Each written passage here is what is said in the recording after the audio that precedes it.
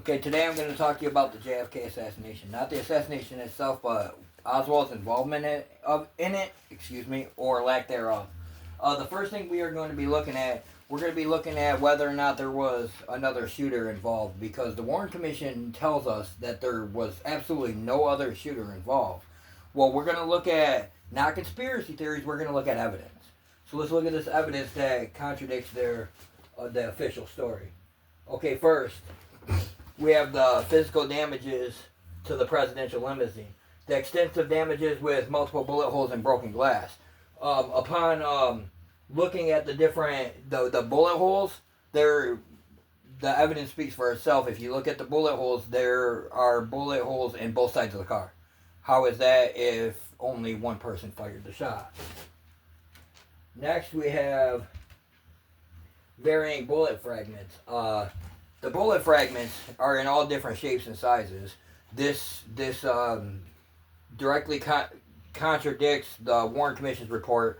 They actually have a magic bullet theory where one bullet goes through two different people and ricochets twice off of the car, and the bullet's still in immaculate condition. Any forensics expert will tell you that this is impossible.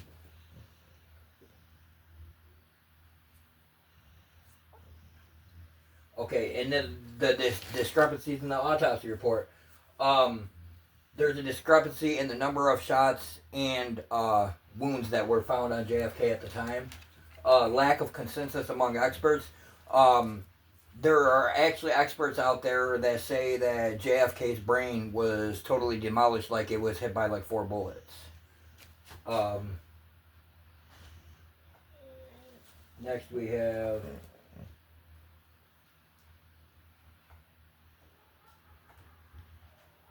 Okay, we're going to look at the conspiracy beyond Oswald, evidence of a second gunman. Okay, in this I'm going to cover the entire shooting sequence from multiple angles, and one of the most compelling pieces of evidence is actually the Zapruder film. Abraham Zapruder actually recorded the shooting. The Zapruder film analysis, distinct gunshots heard in the film support the presence of a second gunman.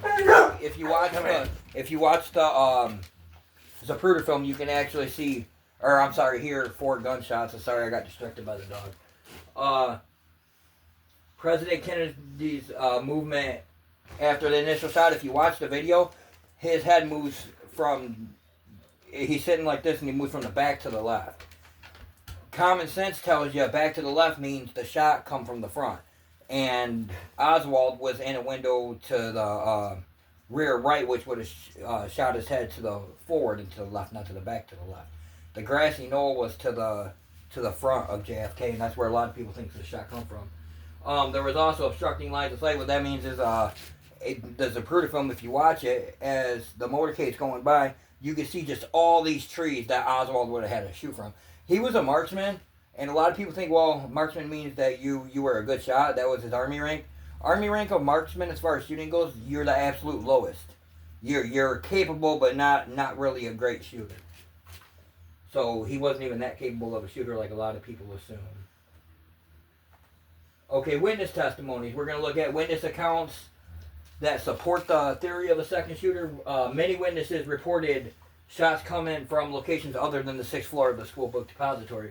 Eyewitnesses describe seeing more than one gunman aiming at the motorcade. Okay, this guy right here is interesting. Gordon Arnold is a soldier, and he saw a man coming with a gun coming from the southbound fence line along the grassy knoll. This is a soldier. This isn't just a nobody that would have a reason to make anything up. This is one of the people that we counted on to protect our lives. And he's telling us, hey, there was a shooter coming from the grassy knoll.